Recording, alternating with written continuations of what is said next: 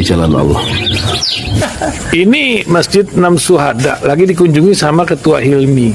Modal awalnya berapa Pak Yudi Pramuko? 750.000 Rp750.000 aja. Jadi ini 500 jutaan nih barang. Sekarang udah habis 310. Masya Allah, tuh udah pakai keramik, laponnya tinggal. Granit tuh kayak marmer. Tuh, Masya Allah nih, sampai juga kita ke sini.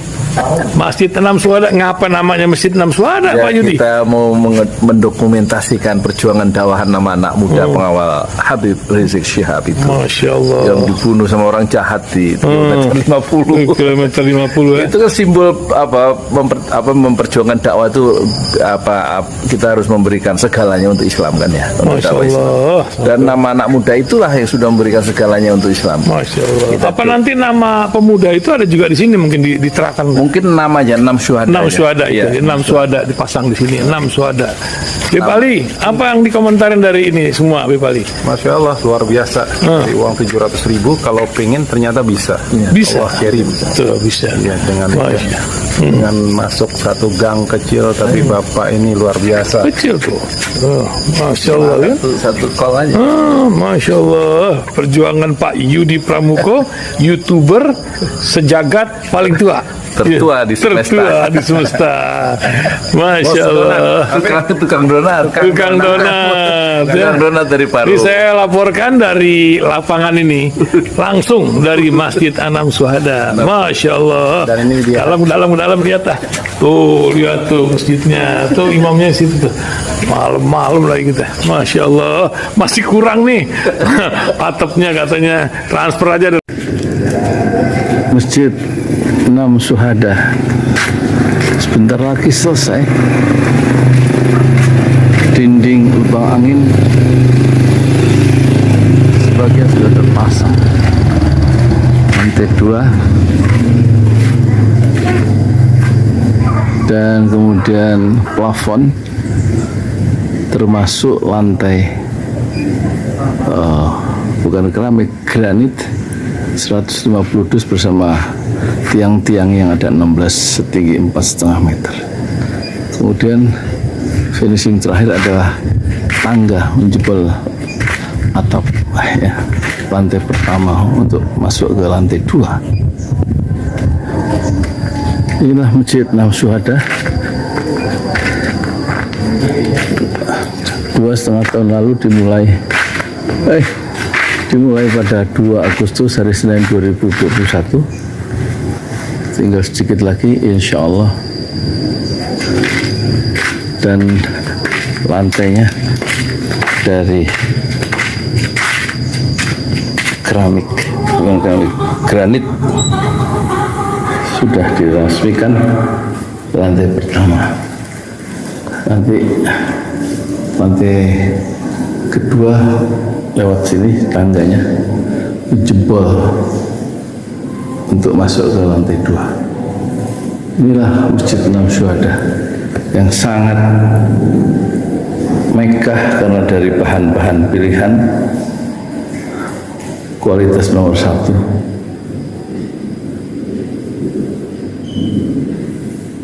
Tinggal sekitar 80 juta lagi finishing lantai atas selesai, insya Allah.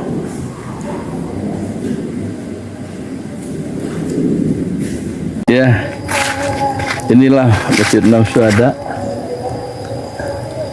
yang sangat bersejarah ya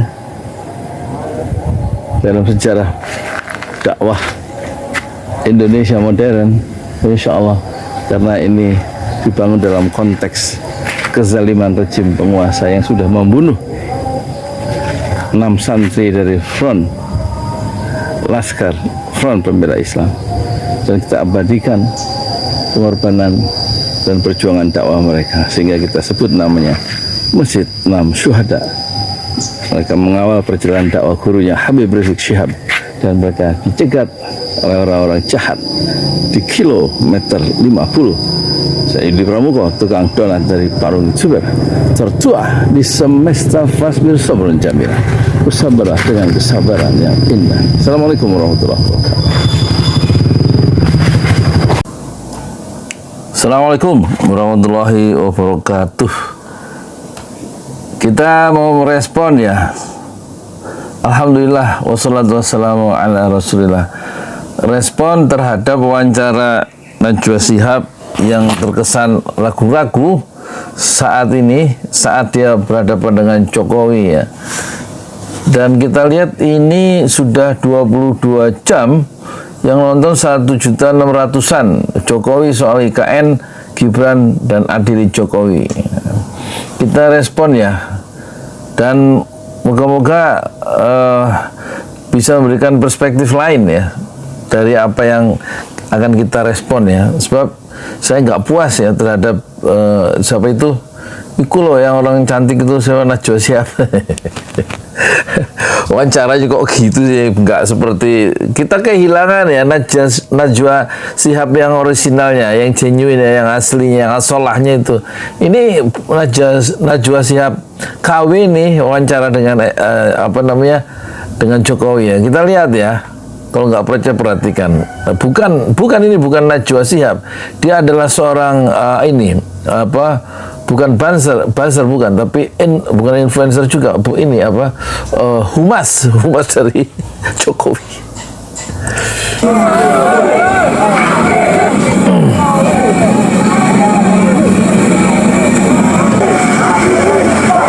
Ini narasi ya. Masuk finalis. Adili Jokowi. Pak Jokowi, belakangan ini kan ada suara-suara adili Jokowi muncul di tembok-tembok, kemudian ada demo di beberapa kota. Kemarin ada konvoi juga di Solo, suaranya seperti itu, adili Jokowi. Kayak motor. Bapak melihatnya bagaimana? Ya itu kan ungkapan ekspresi kan. Ekspresi. Ekspresinya itu bisa macam-macam. Ekspresi karena kekalahan di Pilpres bisa. Wah, kekalahan terlalu benci bener sama Anies ini ya. Karena dialah menurut Hasto itu yang dia jadi saksi, Hasto itu, bahwa yang menghalang-halangi atau yang ingin memotong kaki Anies Baswedan adalah Jokowi ya. Karena kemunculan Anies di pentas nasional dalam konteks Pilpres itu membahayakan itu, dan dia memakai segala cara termasuk usaha-usaha kriminalisasi lewat Formula E. Padahal sudah 9 gelar perkara, nggak ada bukti-bukti yang akan membawa Anies untuk jadi tersangka di KPK kan. Jadi ini orang kesel dengan supaya Jokowi diadili. Ada di Medan itu grafitinya kan, coretan-coretan di tembok-tembok kota, terang-terangan mau tersembunyi. Di Solo, di Jakarta, di Jogja, di Bandung, di Malang itu ekspresi ungkapan orang, mungkin karena kekalahan residu dari kekalahan Pilpres kata Jokowi. Saya kira kok enggak ya, karena mereka itu kesal terhadap demokrasi yang berantakan dan membangun yang dilakukan oleh Jokowi tentang dinasti politik yang menguntungkan keluarganya sendiri. Itu yang bikin kesel itu. Terus korupsi yang merajalela di 5 tahun kedua Jokowi, itu yang membuat kesel. Kerjaan nggak ada, pabrik-pabrik tutup, itu kan. Terus proyek-proyek Cina sampai 16.000 di Indonesia, itu kan ya dengan tenaga kerja asingnya itu ke Cina, ke Indonesia. 15.982, itu yang bikin kesel. Kebijakan politik yang membuat susah rakyat, yang tidak memihak pada rakyat, banyak rakyat kecil tapi justru memihak penguasa, memihak pengusaha.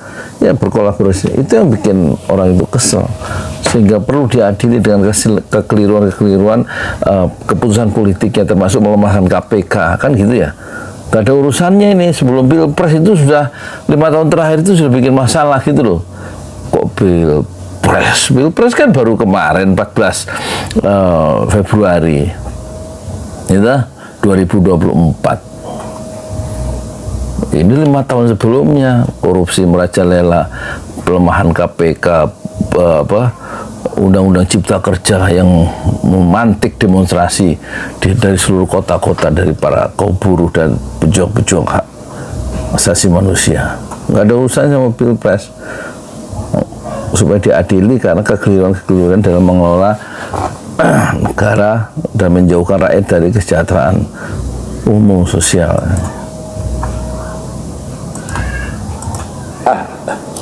Ekspresi karena kejengkelan terhadap sesuatu, Jengkelan terhadap sesuatu ya terhadap Anda ini itu. negara demokrasi. Saya kira ya biasa-biasa aja kalau saya menanggapinya.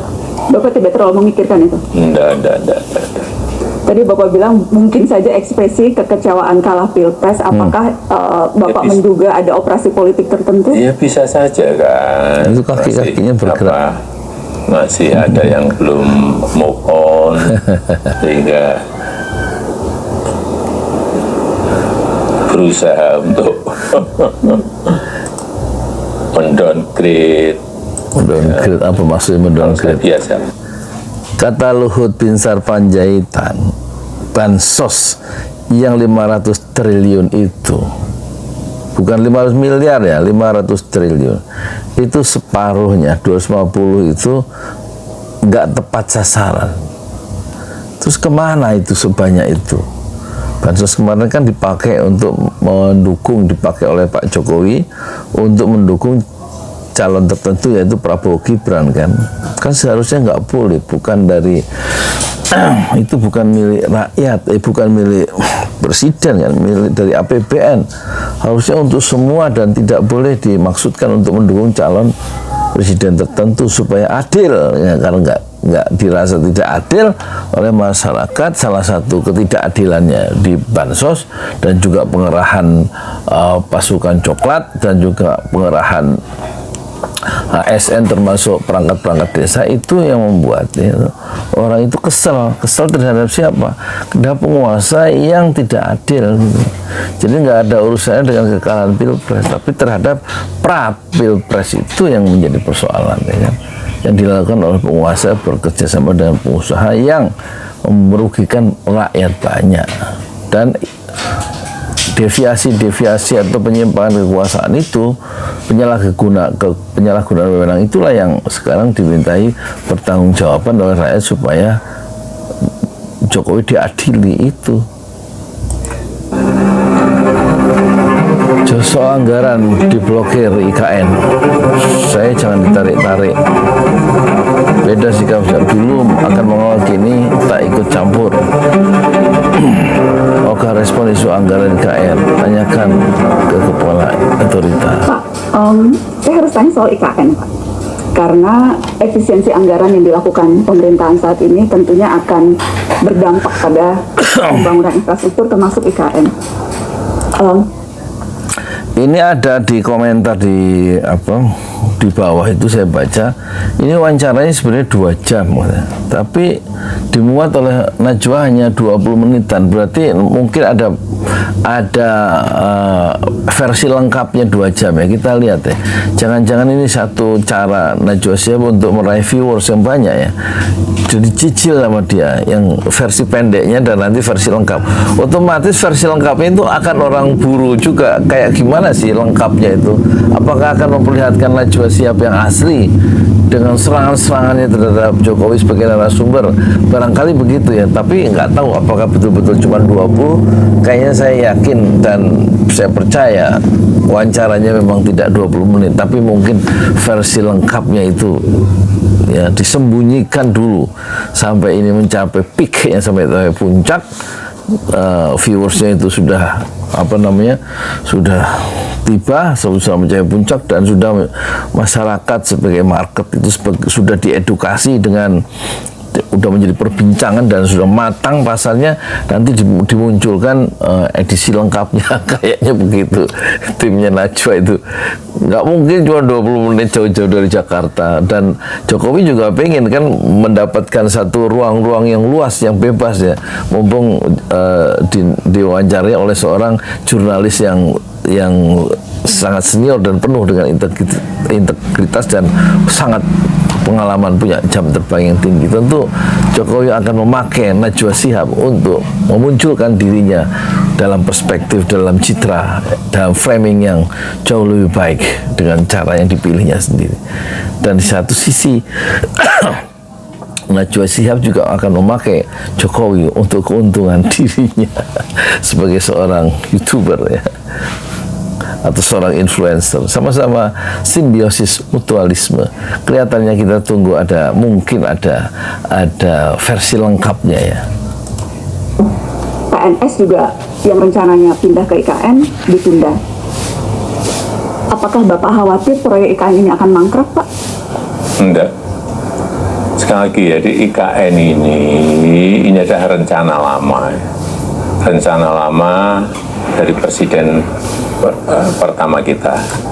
Tapi kita curiga ya, IKN itu dimunculkan oleh Jokowi pada tahun 2019 setelah dia kepilih dan kemudian bicara di depan DPR. Padahal pindahan ibu kota yang dia izin waktu itu di depan anggota DPR kalau nggak salah dan anggota MPR itu tidak ada muncul dalam debat-debat calon presiden Pilpres tahun 2019. Tapi tiba-tiba muncul ya. Berarti sebenarnya ada hidden agenda atau ada kelompok-kelompok tertentu, mungkin oligarki yang menghendaki ya IKN itu pindah, memanfaatkan weakness, kelemahan Jokowi sebagai presiden yang bisa, atau yang memang mereka mungkin ada deal-deal politik akan didukung habis-habisan untuk periode kedua, tapi mereka meminta proyek-proyek di IKN barangkali gitu ya, dan sekaligus proyek di PIK ya. Mungkin begitu, PIK 2. Jadi kita yang kemudian PIK 2 kita curiga bahwa tidak mungkin ya. Memang alasannya itu proyek gagasan lama Soekarno. Tapi Soekarno tidak memindahkan ibu kota itu ke Kalimantan Timur, tapi ke Palangkaraya sebagai ibu kota dari Kalimantan Tengah, bukan di Penajam di IKN sekarang. Bukan di Kalimantan Timur ya, tapi di Palangkaraya. Jadi sebenarnya kalau membawa nama Soekarno itu sebenarnya kurang tepat, karena Jokowi menghilangkan konteksnya, yaitu harusnya di tengah-tengah Indonesia, yaitu di Palangkaraya, bukan di Kalimantan Timur, tapi di Kalimantan Kalimantan Tengah. Insinyur Soekarno, kemudian kita eksekusi.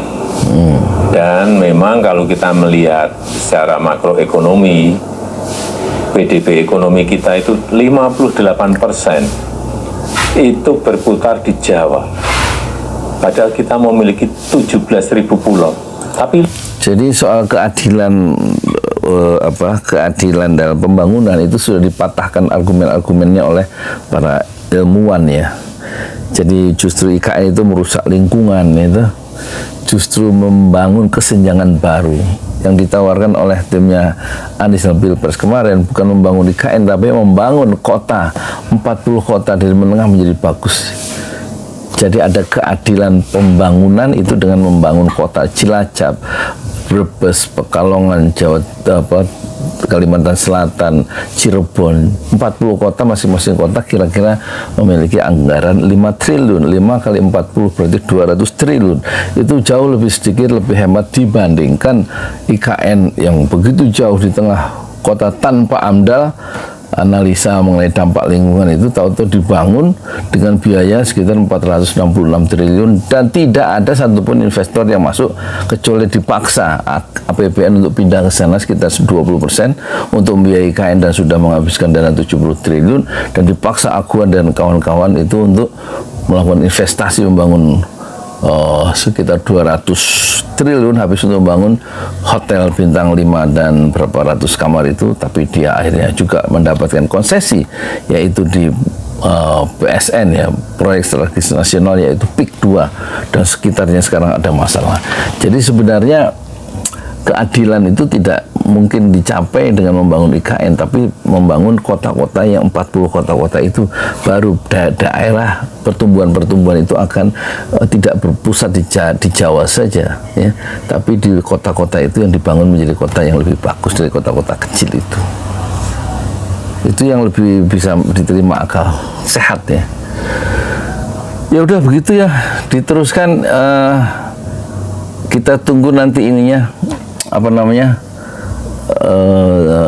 versi lengkapnya dari Najwa Shihab. Dan saya tidak bosan melihat Najwa Shihab Ya, saya sudah lihat tapi ingin mengomentarinya. Sekan nggak ada yang baru dan tidak ada yang merangsang secara intelektual setelah melihat tayangan Jokowi diwawancara dengan Najwa Shihab. Saya Yudi Pramuko, tukang donat dari para YouTuber tertua di semesta Fasbir Sabran Jamila. Bersabarlah dengan kesabaran yang indah. Assalamualaikum warahmatullahi wabarakatuh. Di jalan Allah. Ini Masjid Enam Syuhada lagi dikunjungi sama Ketua Hilmi. Modal awalnya berapa Pak Yudi Pramuko? 750.000. 750.000 rupiah aja. Jadi ini 500 jutaan nih barang. Sekarang udah habis 310. Masya Allah, tuh udah pakai keramik, plafon Granit. granit tuh kayak marmer, tuh. Masya Allah nih, sampai juga kita ke sini. Masjid Enam Syuhada, ngapa namanya Masjid Enam Syuhada, Pak Yudi? Kita mau mendokumentasikan perjuangan dakwahan nama anak muda pengawal Habib Rizik Syihab itu. Masya Allah. Yang dibunuh sama orang jahat di kilometer 50. Kilometer 50 ya. Itu kan simbol memperjuangkan dakwah itu kita harus memberikan segalanya untuk Islam kan ya. Masya Allah. Dan nama anak muda itulah yang sudah memberikan segalanya untuk Islam. Masya Allah. Apa nanti nama pemuda itu ada juga di sini mungkin diterangkan? Mungkin namanya 6 syuhada. 6 syuhada ya. itu, 6 syuhada dipasang di sini, 6 syuhada. Bipali, apa yang dikomentarin dari ini semua, Bipali? Masya Allah, luar biasa. Dari uang 700.000, kalau pengen ternyata bisa. Bisa. Allah kirim. Tuh, bisa. Ya, dengan masuk satu gang kecil, tapi Bapak ini luar biasa. Kecil tuh. Masya Allah ya. Satu call aja. Masya Allah, perjuangan Pak Yudi Pramuko, YouTuber sejagat paling tua. Tertua di semesta. Tertua di semesta. Masya Allah. Tukang donat. Tukang donat. Tukang donat dari Paru. Ini saya laporkan dari lapangan ini, langsung dari Masjid Enam Syuhada. Masya Allah. Dan ini dia. Dalam lihat dah. Tuh lihat tuh masjidnya. Tuh imamnya situ tuh. Malam-malam lagi kita. Masya Allah. Masih kurang nih. Atapnya katanya transfer aja dulu. Masjid Enam Syuhada sebentar lagi selesai. Dinding lubang angin sebagian sudah terpasang. Lantai 2 dan kemudian plafon termasuk lantai bukan keramik, granit 150 dus bersama tiang-tiang yang ada 16 setinggi 4,5 meter. Kemudian finishing terakhir adalah tangga menjebol atap ya, lantai pertama untuk masuk ke lantai 2. Inilah Masjid Enam Syuhada. 2,5 tahun lalu dimulai pada 2 Agustus hari Senin 2021. Tinggal sedikit lagi insya Allah. Dan lantainya dari keramik, bukan keramik, granit sudah diresmikan lantai pertama. Nanti lantai kedua lewat sini tangganya jebol untuk masuk ke lantai 2. Inilah Masjid Enam Syuhada yang sangat megah karena dari bahan-bahan pilihan kualitas nomor 1.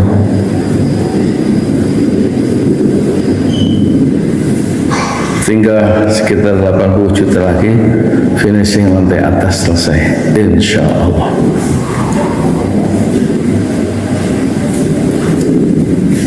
Ya, inilah Masjid Enam Syuhada yang sangat bersejarah ya